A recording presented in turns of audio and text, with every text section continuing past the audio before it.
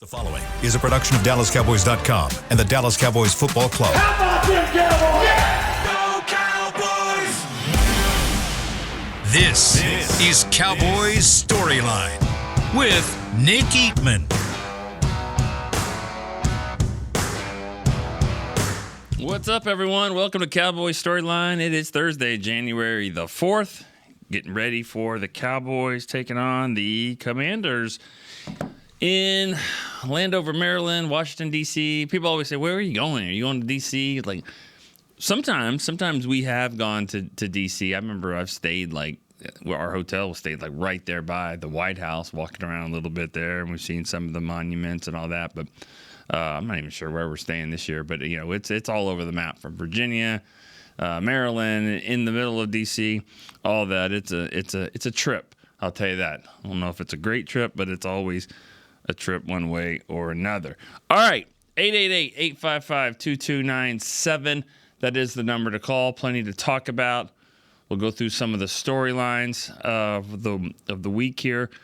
Finally, officially, La'el Collins, Damian Wilson on the team, on the practice squad at least. They have returned. There was a little bit of a contract situation that took a while for La'el. I think he had some deferred money from the Bengals that they were paying him until he signs with another team. And if he signs with another team, they had to settle that a little bit before it was official. That's why you didn't see that on our site. You saw it on other sites. But that's kind of what was the holdup there. Why wasn't it practice yesterday? But they signed 4 guys.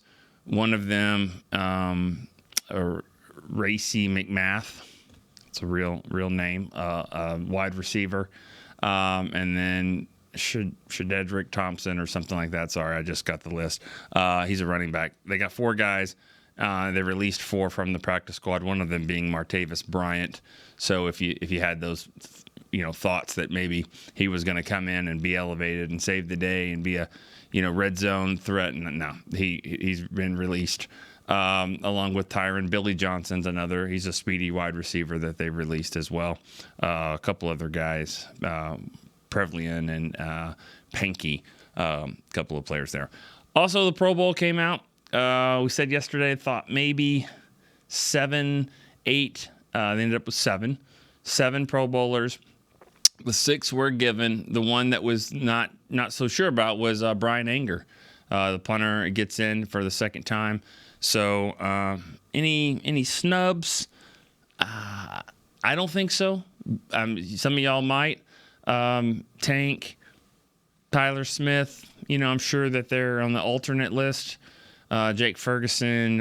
There's no way. There's too many tight ends with better stats in front of him in the NFC. But it's still 7 is a really good number. And, of course, nobody wants them to play in those Pro Bowl games. Of course, we know what that would mean, but still, it's a great honor. And I think the greatest stat, maybe ever,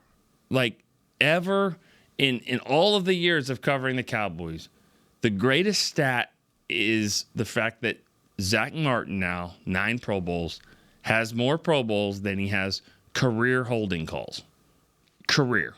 We've seen guys have 3 holding calls in one drive. This guy, I think he's got 5 holding calls in his career, maybe 6, and 9 Pro Bowls. Find a better stat that's more mind-blowing than that. I don't know. That's going to rank right up there. All right, let's get going here. Gary, New Mexico, is our first caller. Hey, Nick. Good morning from the snowy mountains of New Mexico. Nice.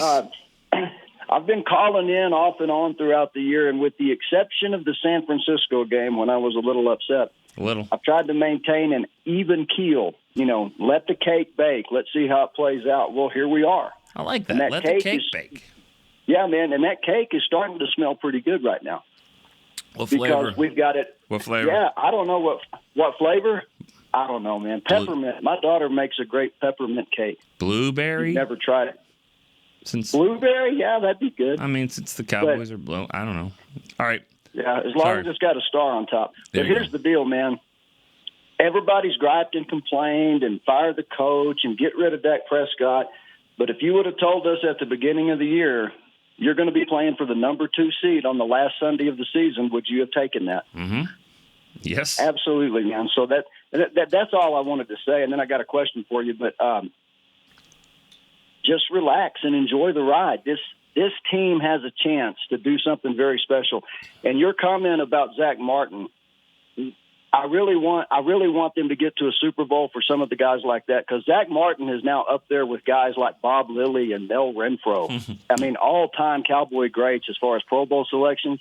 And it would be a shame if he ends his career and never gets to play in a Super Bowl for Dallas. Yeah. So they need to get there. And my other comment, and then I'll leave it and let you talk about it. But Dak Prescott in the year that he's having. Mm-hmm. And I think we're underestimating how good he's playing. If he is able to get Dallas to a Super Bowl this year, and I know that's a long shot, but if he's able to get Dallas to a Super Bowl this year, then that's going to rank. It already ranks as one of the best Cowboy quarterback seasons we've ever seen. And he's doing this without a running game. Exactly. I mean, he's doing it without what he's doing without a running game, and what McCarthy's done with Dak Prescott and turning his season around. And I think a lot of it has to do with he's healthy this year, and he wasn't completely healthy the last couple of years. Right. But let's enjoy what we've got, and let's go out and blow out the Redskins or blow out Washington, and then get on a little bit of a run. All right. Like it. All right. Thanks, Nick. All right. Enjoy that cake. I agree with all that. Zack Martin is becoming, he's in that category now of, when it's all said and done, I mean, ranking the top 10 player, not offensive linemen. Okay, he's been number 2 for a long time. Man, I don't know if he'll ever be number 1. I mean, just because he doesn't have the strength like Larry Allen and doesn't have the play that Larry Allen had, of course, with the Saints. And Larry had 11 Pro Bowls, I believe, and he's got 9. I just don't know if he'll ever be better than that.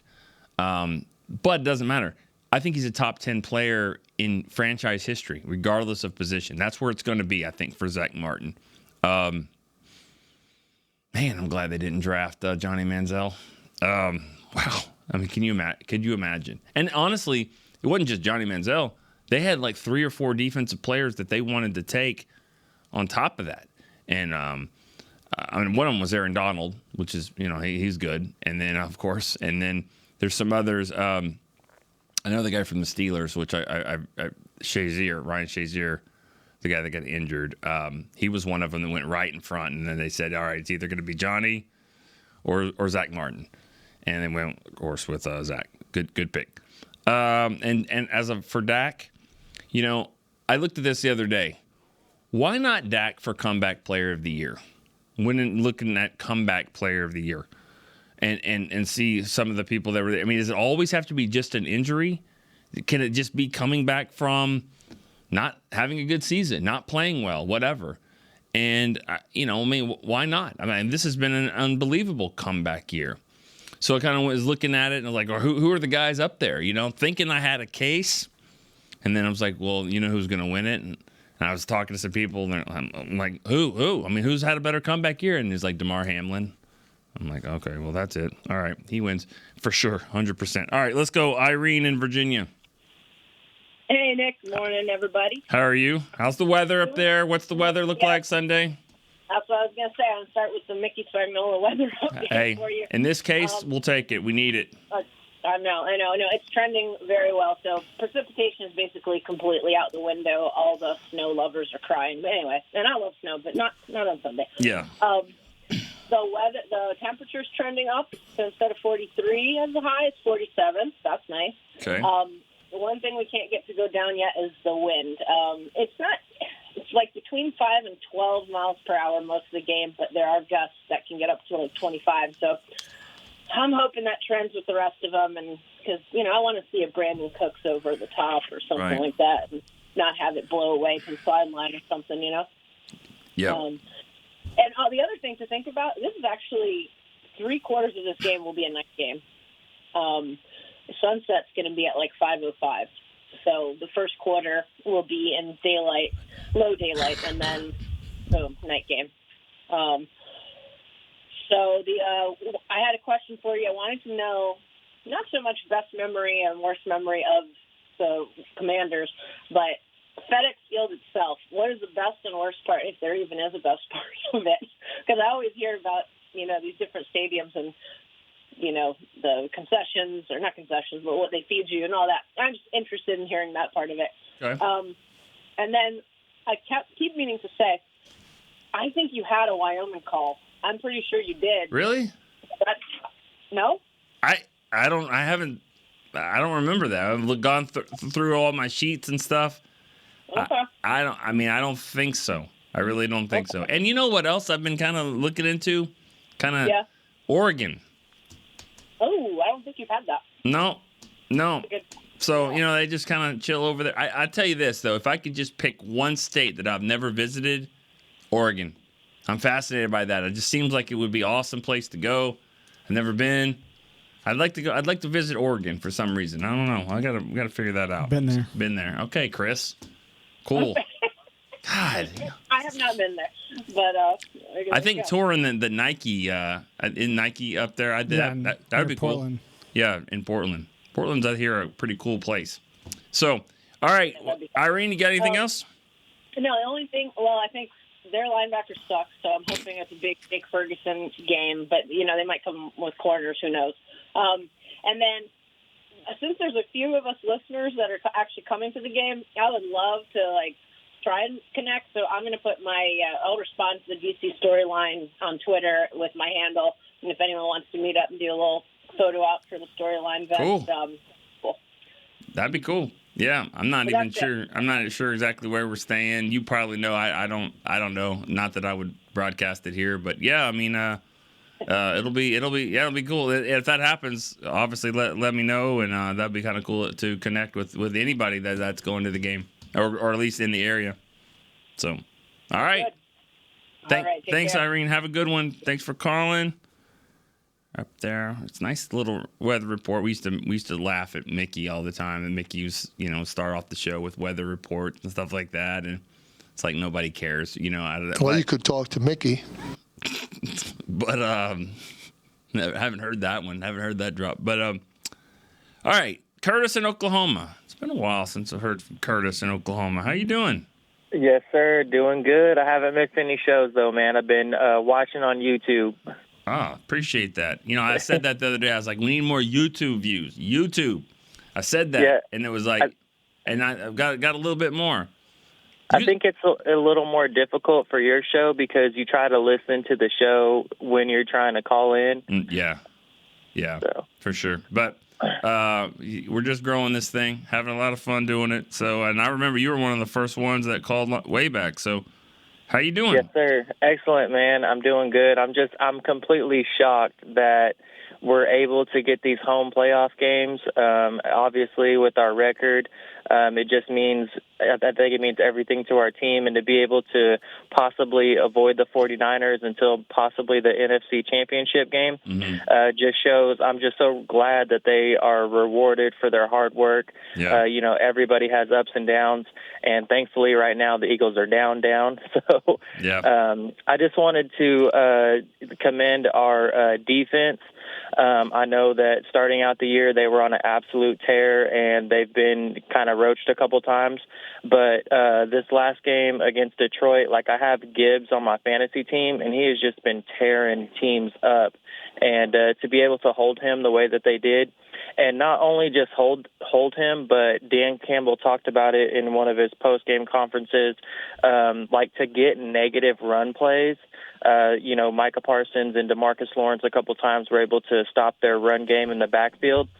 Just really sets up, what we like to do as far as putting him in passing down so that we can pin our ears back. And for Jordan Lewis and Donovan Wilson to come up with turnovers, really stepped up in the absence. Deron Bland hasn't had those amazing pick sixes or really highlight PBUs or anything like that in the last couple of weeks. So for other guys, especially somebody like Dono, who, had some really good last year and a couple times this year, hadn't really heard his name called a whole lot. For him and Jordan Lewis to step up the way that they have, man, I'm just super excited about everything that we have ahead of us. Yep. Yeah, you're exactly right. The addition of Donovan Wilson being a playmaker. I mean, he is. That's what he was last year. You know, I actually found some stat last year, like he was the only safety in the league that had over 100 tackles, had a interception, had 5 sacks, had a forced fumble, a fumble recovery. I mean, just all these things just show that he's around the ball making plays. You know, he has to have the 100 tackles. He's the only safety that did that, you know, and then they rewarded him, signed him, and then it just hasn't worked out this year as far as got injury in training camp. And he got banged up again when he came back. It just never found the flow, but he's in it now. He's making plays.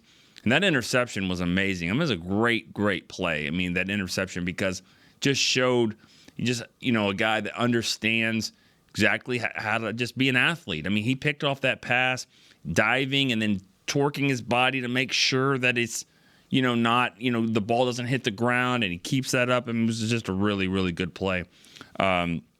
Just allowed the Cowboys to get the ball, run out the clock, and win the game. Well, sorry, it didn't work out like that, but they still won. All right, Luke in Maryland. Next caller, Luke, are you there?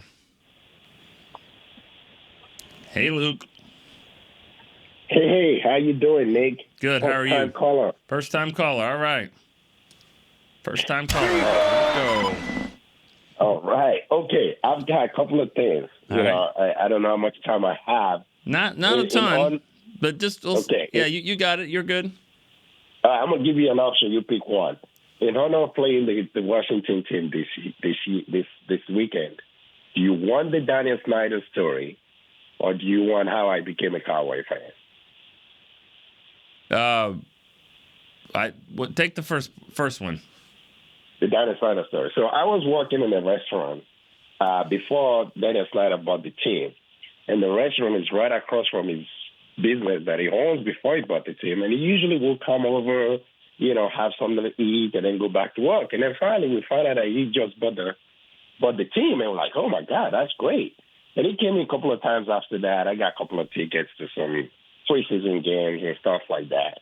And we'll just dive. We chat. He never knew who I was. I didn't tell him I was a Cowboy fan at that time. We just talked.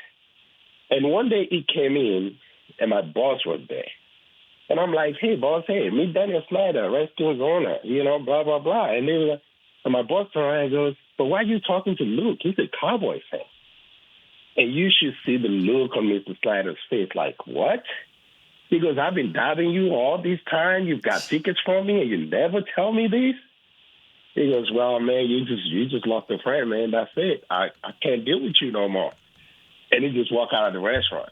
And I'm thinking, really, I could have been getting tickets for a long time, and this guy would never know who I was.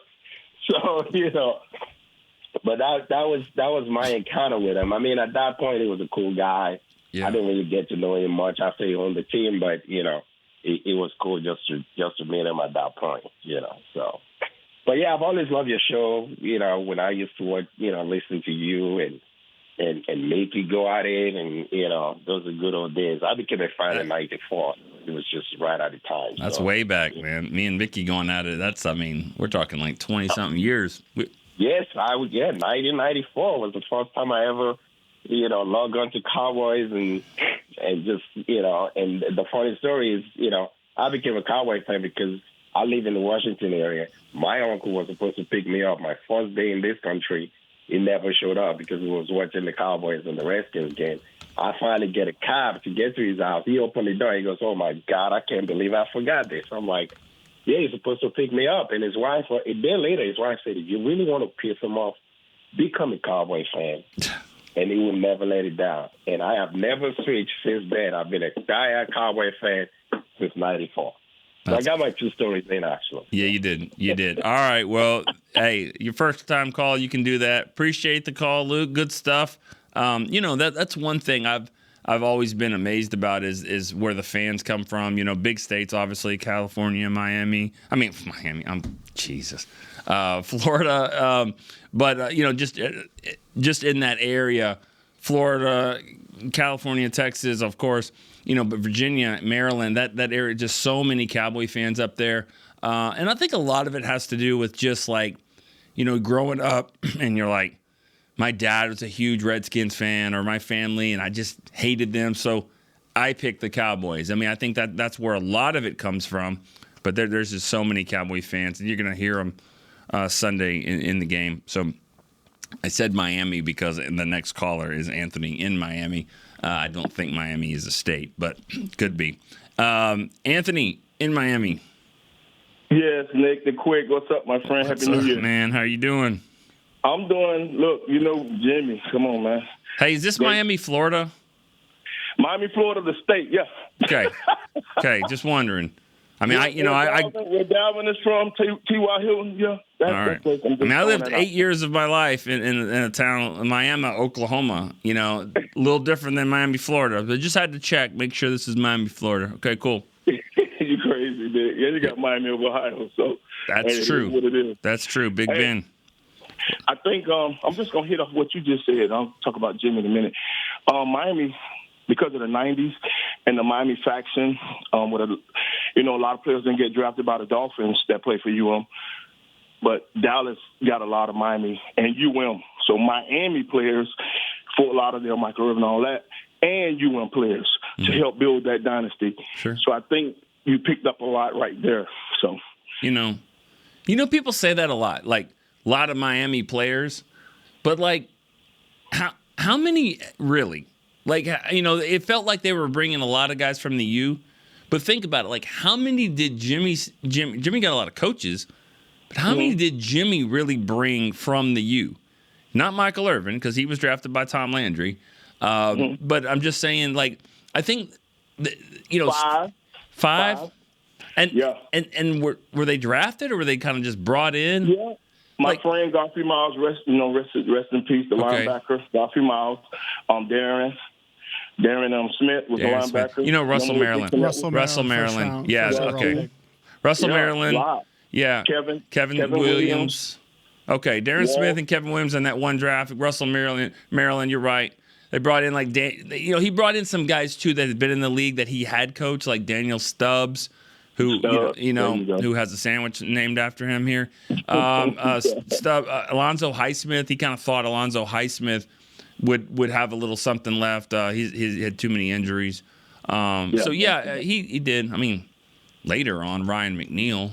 That wasn't even there that time with Jimmy. Ryan was in that corner, not that corner. He wasn't that guy anymore. But Jimmy Jones played a big part. Jimmy Jones, you're right.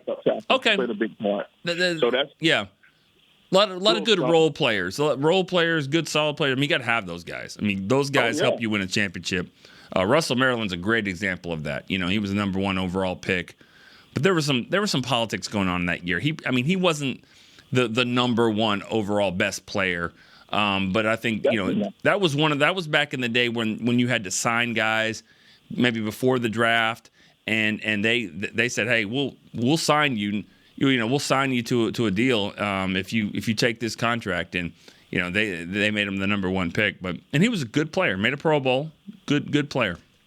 Definitely wasn't a great player. I'll admit to that. We had much better even at UM from Sapp, like you say, and Cortez and all those guys. So Sure. it worked out. It worked out. You put that team together, and everything blended in. And it leads me to my point. I'm gonna make this point. I'm looking over all the areas, defensive backs, quarterbacking, wide receivers. Everything is good. Kicking game, of course, and punting game, Pro Bowlers. Look at your running game right now. Look at your O-line, your D-line, and your linebackers. Your linebackers are kind of, because Micah can drop back a little bit, and even though Bell is kind of small, if your tackles, that's why Hank is so big, man, and that's why free agency, remember I mentioned the name JS, which you can mention names, because you was on that show too with Shannon that day when I said Jeffrey Simmons. Mm-hmm. I'm a Jeffrey Simmons as the best tackle in the league. That's just me. And I wanted a guy like that because I was afraid of these injuries. Here it goes again. O-line, you probably can't do nothing about that because it's what it is right now. You better hope they can do something. So it contributes to the lack of the running game. Everybody's blaming, well, not everybody. Let me change that. A lot of people saying Tony may have lost the step. Are you looking at these games? Did anybody look at the Detroit game? Man, they were waiting on him. It's like you try to bring it like week 10 guys waiting on him. So until the line gets better, man, we're going to be in trouble. So here it is again. There's a guy. I wasn't on the Shaq. I didn't call about Shaq Leonard. But there's the guy that we can use. I don't care if people say he's diminished this. I've watched this guy since he was in Little League. There's a guy out there. We can use him because Rico is kind of hurt. Now, do you want Deuce running? You know what I'm saying? Really? Who's the guy? In the second round of the championship game? Do you want Deuce and Hunter? Who's the guy you're talking about? I'm talking about Dalvin Cook. Okay, just say, okay. Dalvin, yes, Got yes, it. sir. All right. So, other than that, I'm happy. Let's go back to Jimmy. Look, my greatest coach, my favorite coach, not the greatest. Tom was the greatest. My favorite coach because of the UM and the Dallas connection. I'm so happy it worked out. I'm so happy to see the love he got. And Nate, man, you look good. You know, you're my boy. You look good doing them interviews. I'm just happy. Cowboys, take care of business Sunday, and let's win 4 games. Well, I said the championship game would be good enough for me. I would want a Super Bowl. So get 3, one at a time, and I'll be happy. Right. I got nothing negative to say. Look at Dalvin, and we'll see what happens. So when we call next week, let's see what we talk about. All right. Thanks for the call, Anthony. Right, Dalvin Cook, just for Dalvin Cook stuff, I mean, I was talking a little bit with some guys about that and what that looks like. I mean, I think to claim him, you're talking like $500,000 just to claim him. I mean, that's his contract divided by 18 or whatever. So you're basically claiming him for a day or 2 of the week. He wouldn't play this game, and so I think they will look into it if he clears waivers, or if he did clear waivers. But if he clears waivers, yeah, they'll look at it and see what their status of their own running back situation with health and where Rico stands and all that kind of stuff. He may have some other teams that are interested as well, but I think that'll be something that they look at next week. But again, they're not jumping at the chance, just like they didn't jump at the chance when he was available in free agency. All right, Travis in San Antonio is our next call. Nick, how's it going? Good. How are you doing, Travis? I'm doing great. I just wanted to call and say, hope you had a good New Year.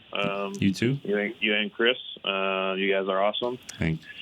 And just wanted to say for Jimmy's induction, man, I was happy that I got to give an attaboy to Jerry because he kept it short on his end. Yeah. So I literally said attaboy when he kept it short and handed over the mic, and I got and I'm sure like a lot of fans, I got so sucked into that. You can tell why Jimmy Johnson resonated with players, because as soon as he wasn't even done with how about them, and I was already yelling loud enough probably for my neighbors to hear. So that was a super cool moment. I know you don't believe in curses, but I do believe in positive vibes, and man, those positive vibes rolled over into Sunday, and Arizona took care of the Eagles, and then my Wolverines won. So it was a moment. And after that game, Nick, I actually thought about you, because I was like, these are the moments that you talk about during the season, even for the Cowboys. Even though this was like kind of a full circle moment for me, it was like you don't have many of those weeks as a fan, and you just got to sit there and go like, man, the Cowboys get the 2 seed. My team advanced in the college football playoff. Like, you got to just appreciate like those weeks, like you're saying, and just go, I may not have one of those weeks for a long time. Yeah, you had 3 days in a row of that, Saturday and then Sunday with the Eagles losing, and then of course Monday. I kind of thought the Texas Longhorn fans that are here, Derek being one of them, you kind of thought they would get that 3 straight days. It didn't work out, but yeah, you're on kind of a roller coaster there. Yeah, so. And I just wanted to say, I know there's been talk this year specific to the Cowboys. I'm just going to say real quick, I've got to give flowers to Parsons, because I was one of the ones that criticized him. And if you criticize somebody for not doing something, they do it. Like, he played the run. It seemed like his interest in playing the run that game was just as high as him rushing the passer. So that was great to see. So hopefully that continues. And then the last thing I'm going to say, and I'll let you go, and I want to hear your thoughts on it, is I know everyone's been talking about Tyron, and he's holding us back. And I'm taking the complete Nick Eatman opposite approach, because I don't see that. He's going to play this week, and it'll be his 13th game he's played, which is the same amount of games he played in 2019, 2018, 2017, 2016. It's a bounce back year, I think, for him. Because I know 2022 and 2020 were rough. but he's had 3 penalties and 1 sack in 780-plus plays. So and I don't know if people have paid attention, but offensive line play isn't that great out there. So I'm willing to even bring him back and just keep rolling this. And I think he gives you a chance, Nick, to actually groom a tackle. If you find somebody that you like, because if we're going to keep Tyler at guard, think about, I think it's a natural succession, because if he gets hurt, right, like you say, he's probably going to miss 4 or 5 games a year. Well, get somebody ready to play those games, and then that somebody is the one that can take over for him. But if you're going to give me 13 games of the way he's played this year, I'm running with it. All right. So have a good one. You too. Sounds good. Yeah, Tyron's been really good. I mean, he's another guy you should look at as at comeback player of the year. I mean, he's been really good. Did not make the Pro Bowl. I'm pretty sure he was an alternate. But yeah, he's been really good. I mean, they've lost 5 games this year. 2 of them he didn't play, and it was a problem. I mean, they had a problem in Arizona with Chuma Edoga there at that left tackle spot. He didn't play against Miami. They had a huge problem with Chuma Edoga at that left tackle spot.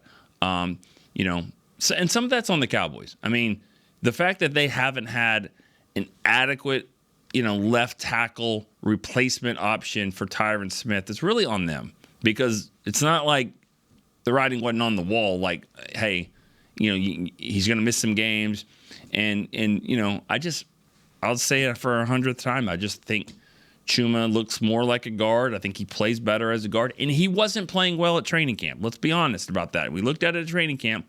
Of course, he was going up against Micah, and those guys, those pass rushers, were flying at the ball all the time. But I mean, they didn't look that great then, and so it just never seemed like that was going to be a great option there at left tackle. So they probably whatever happens next year, they're going to have a different setup there at left tackle. But it's worked out because for the most part, Tyron's been healthy. All right, Sal in Lansing, Michigan. Sal. Hey, what's happening, Nick? What's up? Long time, first time. Yeah, let's put it out there. Hell yeah, I love that, baby. Anybody in around you in your area where you live? Anybody been upset this week with any calls or anything going on? Bro, man, I'm behind enemy lines every day now. We threw a big watch party for the game, and half of us were Cowboy fans and half were Lion fans. And as soon as that clock got 0-0, they got up and just stormed out the house.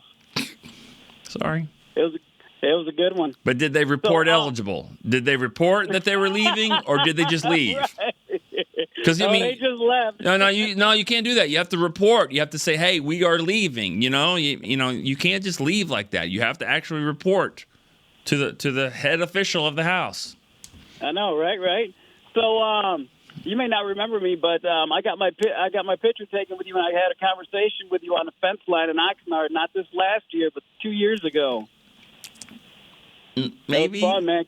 Yeah. Well, with your memory, give you a few minutes, you'll probably remember it. Probably, but yeah, we love your. Me and my boys and my daughter, we're huge fans, man, and glad to see you doing so well. Thank you. We listen to you all the time with the break with Dave and Hellman and Eric Eagleton. Yeah. So I'm just calling thinking that we should kick the tires on Cooks and bring him in. I mean, the running game is. It's getting a little faltering a little bit, and I think that he could possibly do something for us if we get him in and they like him. Yeah. I mean, I've said this before. I think it's something to look at, but maybe not for this week. But I don't think they're going to jump at the chance. But why not? Why not give it a try? See how he is compared to Rico Dowdle, or even Tony Pollard at that point. But the good thing about it is it's not like he's got a lot of carries this year. I mean, Tony Pollard, it feels like week 18 for him, I'm sure. But it shouldn't feel that way for Dalvin Cook. He hasn't had as much wear and tear on his body this year. So, he might have a little bit left in the tank to help you. Just come in and spell him every now and again. I think so. Yeah, I think so. Hey, if you can do me the honors and just let me give a shout-out to my son, Ian, my daughter Avery, and my son Adam. Yeah. Huge fans, bro. Huge fans. Awesome. Good shout out to them. Thank you so much for calling, Sal, and be careful there and behind enemy lions, if you will. There. Hey, you gotta be careful. Go Cowboys. Thank you. Go Cowboys for sure. Especially there in Lansing, Michigan. But it's setting right up for if the Cowboys win. It's setting up for a rematch, just like Dan Campbell said. Like right after the game. Good game. We'll see you in 3 weeks. Well, probably. Just as long as it's here, I wouldn't worry about that at all. Playing them again. I really don't. Like that's one thing that I don't think the Cowboys got lucky. I think the Lions got lucky that it was a close game with 23 seconds to go. That's what I think. There's no way it should have been there. There's no way they should have been down there with the ball. I don't even think it would have been that close. 14-3. If it was 14-3 and Cowboys maybe get another stop there, and they're going to get the ball in the third quarter. And then the Lions have to play the game a little differently, throwing it around. No, I take my chances with the Cowboys playing them, beating them again. That's what I think. But we'll see. Bob in Rio Grande Valley's next. Morning, Nick. How you doing, buddy? I'm good. What's up? Enjoying your program this morning. There's been a lot of talk on the various podcast shows about maybe this, for one thing, this being a trap game. Washington doesn't really have a lot to play for other than pride. And then that comes to the thing that really saddens me about the season that Washington has had, and that's Ron Rivera. I have a lot of respect for him as a coach, and I hate like heck to see him go out this way. And also being maybe put in a position of being asked or ordered by ownership to tank this game because they want to get that number 2 draft choice. What's your feeling on that? What's my feeling on him like wanting to win the game and all that? And yeah. I'm playing to win the game every single time. I'm sorry. I play to win every time. I don't do that. I feel like Rivera is he's one of these ultimate coaches that the guy's Mr. Cool on the sidelines. That he never openly shows any emotion. But he's the wheels are always turning. Yeah. And but now this new ownership, the possibility of getting they're in line for that number 2 draft choice if they lose. Yeah, yeah. I'll talk about that in a second. I'll let you. You have another point? No, sir. Just enjoy it. Have a great day. All right. Here's my thing to that, and I understand. And there's people out there that say, no, you got to get that number 2 pick. You can't get the number 5 pick. You got to get the number 2 pick. Just go back and look at, the year. Look at Houston last year. Houston. Lovie Smith said, no, I'm playing to win and fire me, and they did. And and they didn't get the number 1 pick. Are they going to take Bryce Young or are they going to take C.J. Stroud? Should they thank Lovie Smith now? You just never know what's going to happen. But let me just paint the picture of one scenario here, because everyone listening probably has been to a game, and they're going to go this week or whatever. And you know how expensive it is to go to a football game. I don't care where it is to go to the game, even if you get free tickets, that should be you should be thankful for that. It's not cheap to park, to pay, all that stuff. Can you imagine a little boy waking up Christmas morning a week ago, 2 weeks ago, and said that, lives in Virginia and says you get 2 tickets to the Commanders Cowboys game. Big Washington fan. 2 tickets. Dad and I are going to go to the game. He's 10 years old, and he gets to go to his first game in a week or 2 when the Cowboys come to town. And you go there, and your team has laid it down. They're not playing. They're not going to play their best guys. They didn't prepare during the week. They didn't give it all. They get blown out. That's a bunch of crap. I'm sorry. And I really believe that. And yeah, you're thinking for the future and all that kind of stuff. But Herm Edwards was exactly right. You play to win. You play to win the game. You deal with all that other stuff later. If you have the 4th, 5th pick, okay, that's what you deserve. That's why I think maybe the NFL should change some of this policy. Maybe the NBA's got it right. Or figure something out where you're not tanking games. There's just too much money on the line when you're thinking of how expensive it is to go to games. What the broadcast rights and all the TV contracts, how much they pay for a team to go out and not give it their all. That makes no sense. If you get the fourth pick, you get the fourth pick. Draft someone, get a good player. But I just think it's ridiculous. And so, I think that Ron Rivera or any coach in that situation should go out to win. And if you don't like it, then fire me. That's what I'd say. Fire me right now. See what that looks like for you. Fire me and say why. Because you're not doing what we asked you to do, which is to lose. So see what that looks like for your fan base. Now you win the game. So all right, Tim and Grapevine. Next call. Nick, hey, good morning. What's up? How you doing? Hey, I'm doing good. It's been a while. It's good to talk to you. Yeah. I'm going to pump a little bit of Kool-Aid here. Let's go. What color? So the blue and silver. Oh, nice. So check this out. Look, the last two postseasons, we run into a buzzsaw, the Niners, right? And we get knocked out in the divisional, and everybody's chirping. All the critics, they're all emboldened. We all don't like it. It's part of it. It comes with the territory. Right. We're not going to complain about it. It is what it is. All right. But now we have a chance to change the narrative. This Sunday, this game is massive. This is a must-win game. We get that 2 seed. Mm-hmm. The path is set for an NFC championship in Santa Clara. I mean, it's aligning perfectly. Yeah, now the one game I'm watching closely, Rams and Niners. Here's why: they're both resting their quarterbacks, other players. But if the Rams can win that game or the Packers lose, then the Rams would keep that number 6 seed. And they're going to play Detroit, who I think they match up with really well and could win. And I think the Rams also, low-key, are a poison pill for San Francisco. As crazy as that sounds, I think they're a really good matchup for San Francisco, at least offensively. Well, they know them. So, yeah, they're familiar. And they know them. Yeah. Yeah, so the Cowboys Nation out there, this Sunday, the job's not done. I mean, if you're going to be at the game, be loud, be crazy. I mean, this is it. This is huge. Yeah, somebody said trap game. I mean, if it's a trap game, then the players, the coaches that think that way, they don't deserve to be playing this game. This is absolute. I mean, McCarthy said it. Playoffs have started. This is it. This is a playoff game. No, it's not. It's not single elimination, but if it changes the course, because you think about it, it's like double elimination. Because if you lose, you go to the losers bracket. You go over here and you go on the road. Or you stay over here and you have 2 home games. This is absolutely a huge, huge game. And you're right. Tim? Thank you, Nick. All right, man. Have a good one. Yeah, it's massive. Now, the one thing that I'm looking at, and this would be so ironic if Detroit, it stays at the 3, Cowboys can win and stay at 2, and if the Rams somehow stay in that 6th spot, I mean, think about that game.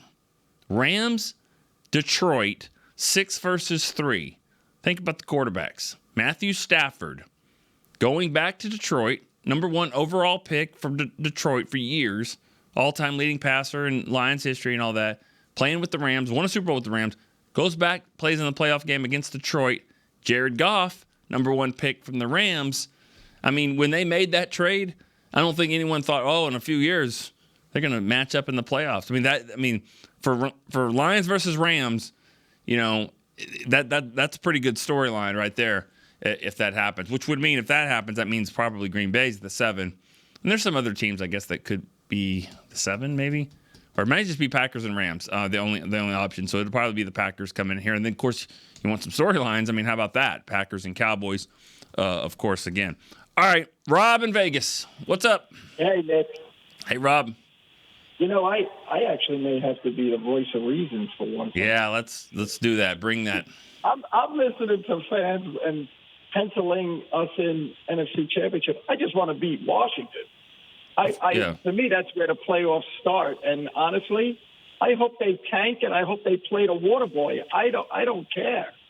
I mean, you got to take that game and then see what happens. Because let's face it, we've been in this position before. Remember the Giants, Green Bay, Zeke and Dak rookie year?